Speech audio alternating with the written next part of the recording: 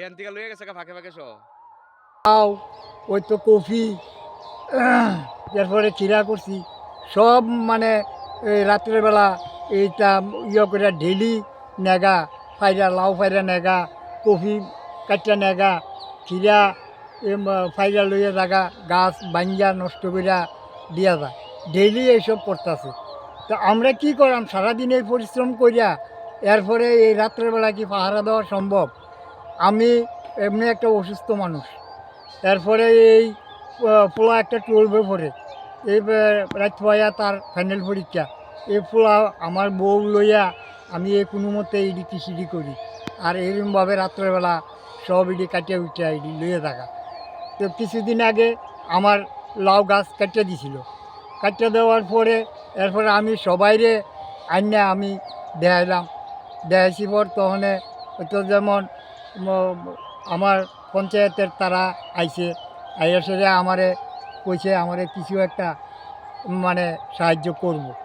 তো যাক কি সাহায্য করে ওখানে তারা এটা চিন্তা ভাবনা করব। এখন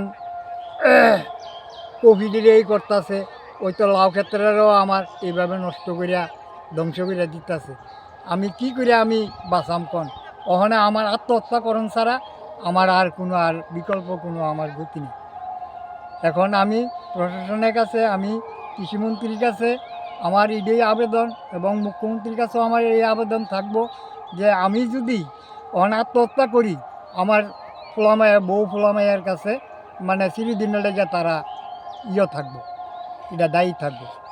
কত বছর ধরে গতি নাই। কত বছর ধরে আপনি কৃষির লগে যুক্ত? আমি কৃষি প্রায় আজকে 40 বছর ধরে আমি কৃষি এই মাঠেই করেন? মাঠের মধ্যে। নাম কি এই জায়গাটার? এই জায়গাটার নাম হইল উত্তর শ্রীরাম পঞ্চায়েত এলাকা, এটা বনকুমারী এরিয়া।